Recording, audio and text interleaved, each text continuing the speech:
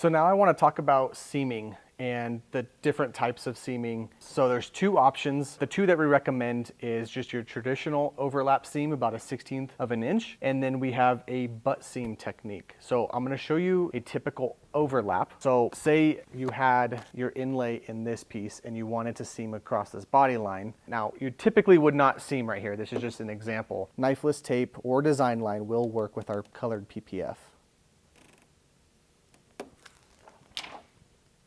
I'm going to lay this right across it, and I'm going to pull this knifeless tape pretty much the same as you would with traditional vinyl. You do want to kind of move a little bit quicker. You don't want to go too slow. You'll kind of get a jagged edge. So once I break it and I get through the film, I'm just going to keep going with it. It's going to be just like that, nice and consistent. That way, you're not left with a jagged edge. So that's what your inlay looks like.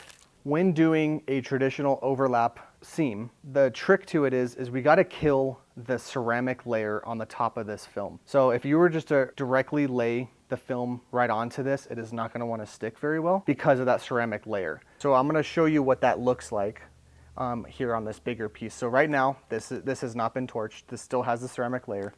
So if you were to lay the film right directly on top of it, just like this, make sure that's pushed down as hard as I could.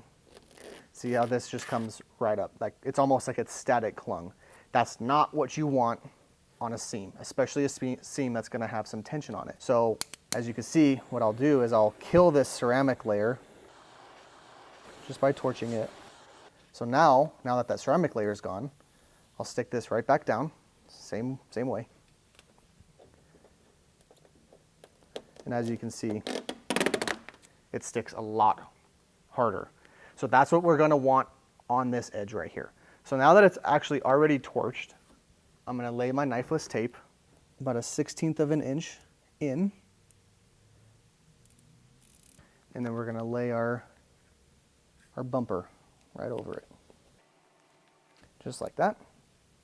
Same thing. Pull it and keep it smooth. Just like that.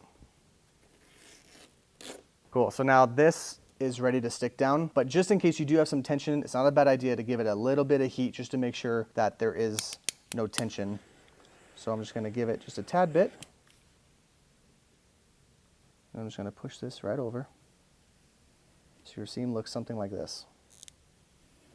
Now we know there is no more ceramic on this edge, so that's going to hold. It's going to hold perfectly.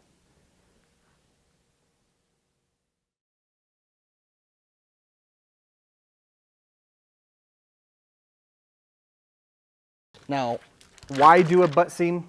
This film is 3 times as thick as vinyl. So when you are overlapping and seaming, that seam is going to be a little bit more pronounced than a vinyl wrap would. So there is a trick to not have it look as bad, but it can only happen on certain paint colors, and I'll show you. These colors don't clash too bad. Now, if this was black and the paint was red, you can see how that could be a problem. So what a butt seam is when two pieces of the film are, instead of overlapping, they're going to actually butt up together so that there actually technically is not an overlapping seam like this. It'll look like this. We are going to leave some excess film beyond the knifeless tape, about 1/16 of an inch. So I'll break a new blade and I'm going to gently score the film. I'm not cutting through it. And as you can see, I'm just about 1/16 of an inch on the outside of that knifeless tape. And as you can see, I did not cut through the film because this is still there. So I'm just going to cut a little tiny slit, enough to get me started. And I'm going to tear the film like that. Now this is what your inlay would look like before you wrapped your bumper. And then here comes your bumper piece. So what I'm going to do here is, same thing, I'm going to pull this knifeless tape. Now I'm cutting through 2 different layers. So you're going to feel a little bit more drag, and sometimes this filament will break. So you just got to be kind of careful, steady and fast, just like that. So now I cut through both layers. And the trick here, this 1/16 of an inch piece that I cut by hand on the outside of the knifeless, this is going to have to be removed. So what I'm going to do is, right now it's underneath my film. So you're going to pull up at an angle like this, away, and it's going to slide right out from underneath it. I'm just gonna give it a little bit of heat to kind of relax the film just ever so slightly. That way these edges can butt up. So I'm just gonna give it just a kiss of heat like this.